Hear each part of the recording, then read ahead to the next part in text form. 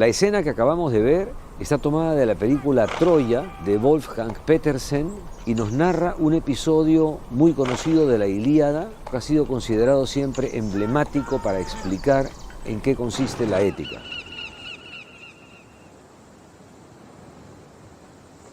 Aquiles, dolido y enfurecido por la muerte de su amigo Patroclo en manos de Héctor, lo reta a un duelo personal ante las puertas de la muralla y le da muerte en esa pelea.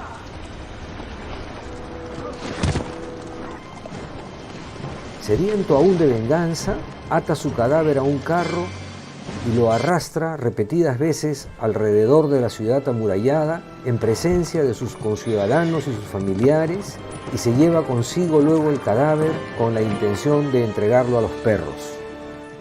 Es precisamente en el momento en el que Aquiles desata su furia para ensañarse con el cadáver de su enemigo muerto, que comienzan a oírse y a multiplicarse las voces que reclaman un basta ya, basta de semejante desmesura. El reclamo no se refiere a la muerte de Héctor en el duelo, porque esa lid era considerada legítima por todos, sino al ensañamiento y a la crueldad de Aquiles. La ética es en efecto la experiencia de la mesura en la convivencia humana y la conciencia de los límites que no debieran sobrepasarse para poder hacerla posible y para que tenga sentido. Recordemos que un límite supone siempre dos territorios. Uno, el territorio interior, en este caso el ámbito de lo permitido, y otro, el exterior, que sería el ámbito de lo no permitido o lo prohibido. Por eso decimos que de un lado tenemos la desmesura o la crueldad de Aquiles, del otro, en cambio, la mesura o el sentido de lo correcto o lo deseable en la vida.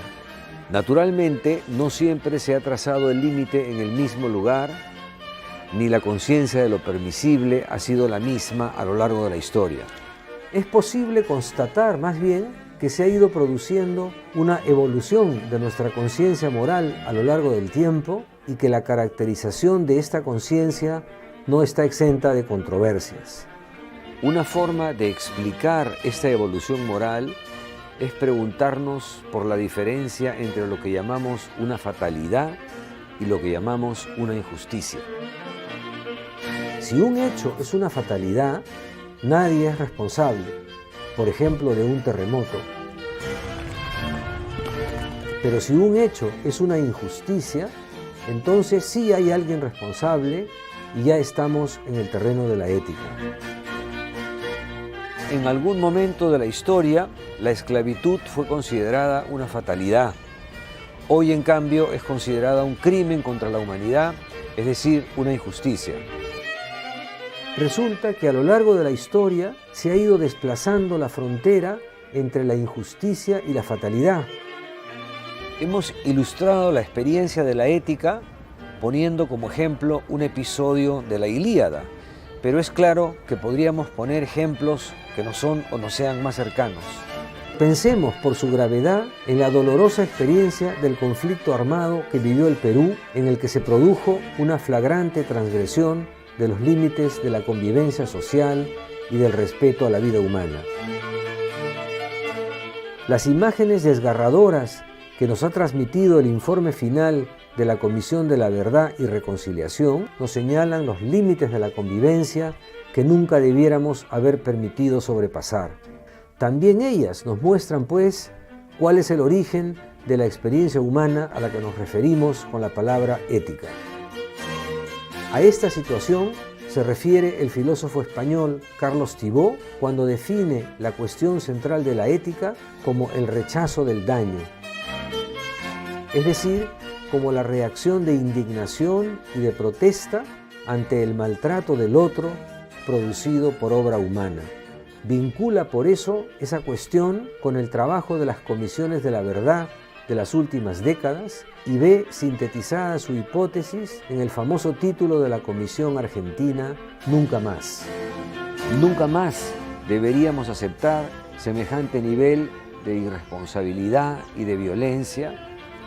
Nunca más deberíamos permitir el daño al otro Nunca más deberíamos eludir la responsabilidad que nos corresponde para poder convivir en paz. Es de eso precisamente que trata la ética. No obstante, lo que se ha expresado hasta aquí es solo una intuición general que requiere aún de muchas precisiones. Vamos a dividir este curso en 6 partes, cada una de las cuales tratará sobre un aspecto importante del cuadro que queremos dibujar o armar. Lo que hemos visto en esta primera clase es simplemente a qué experiencia humana nos referimos cuando hablamos de ética y a la conciencia de la mesura o del sentido de la vida que implica el trazado de ciertos límites que no deben sobrepasarse. No es una conciencia meramente teórica, sino una que involucra nuestras emociones, particularmente la indignación, y que no siempre es explicable en términos racionales. En una próxima clase nos ocuparemos más directamente sobre los usos que hacemos de la palabra ética en nuestro lenguaje cotidiano y veremos que también de allí podemos extraer lecciones que nos ayuden a comprender mejor su sentido.